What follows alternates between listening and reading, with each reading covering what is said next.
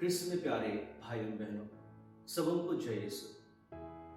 आइए हम प्रभु को धन्यवाद दें, उसकी स्तुति करें, उसकी आराधना करें, उनके सभी सुंदर वरदानों के लिए जिसे प्रभु ने हमें दिया है।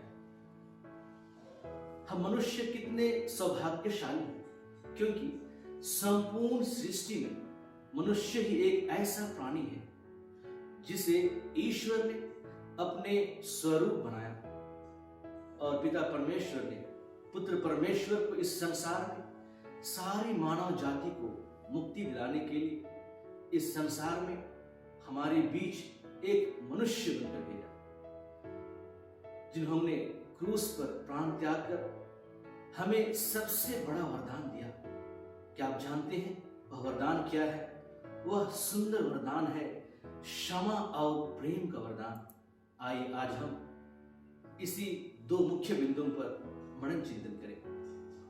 क्षमा कितने खुशनसीब है, क्षमा कितने खुशनसीब है जिसे पाकर लोग अपनों को याद करते हैं, लेकिन अहंकार कितना बदनसीब है जिसे पाकर लोग अक्सर अपनों को ही भूल जाते हैं।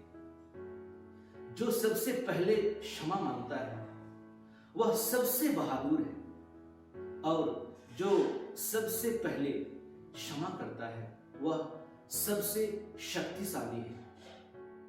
हमारे प्रभु ने मृत्यु के अंतिम क्षणों में अपने जीवन के उस बहुमूल्य समय में उन्होंने अपने शत्रु को सबसे पहले क्षमा किया, और उस क्षमा में प्रभु का गहरा प्रेम निहित था। वही प्रेम उसे अपने शत्रु को क्षमा करने के लिए प्रेरित किया। किसी ने कहा है, किसी के दिल को चोट पहुंचाकर माफी मांगना बहुत ही आसान है, लेकिन खुद चोट खाकर किसी को माफ करना बहुत ही मुश्किल है। जितना जल्दी हो सके दूसरों को उनकी गलतियों के लिए क्षमा कर दो। यह आप उनके लिए नहीं बल्कि अपने जीवन में शांति लाने के लिए करेंगे, क्योंकि माफी मांगने से कभी यह साबित नहीं होता कि हम गलत और वह सही है। माफी का असली मतलब है कि हम में रिश्ते निभाने की काबिलियत उससे ज्यादा है।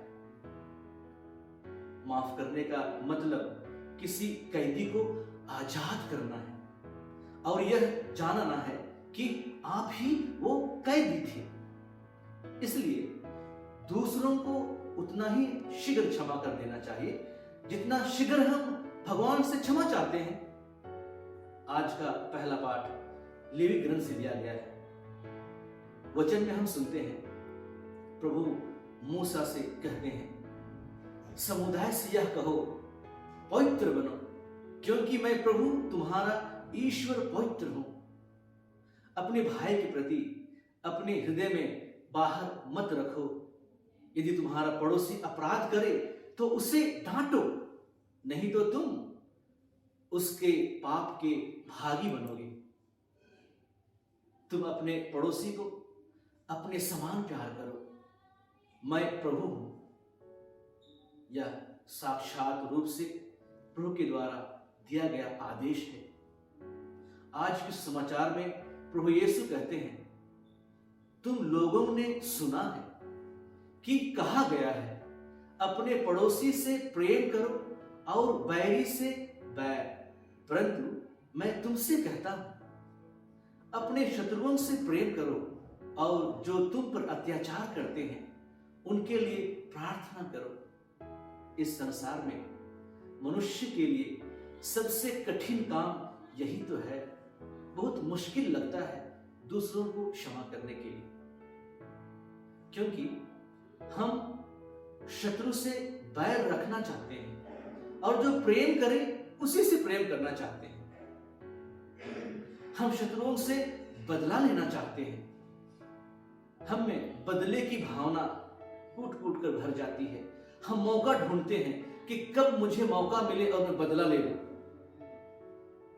जैसे मैंने शुरुआत में ही कहा, प्रभु यीशु सूली पर चढ़कर अपने शत्रुओं को क्षमा कर दी और हमें भी दूसरों को क्षमा करने के लिए प्रेरित करते हैं।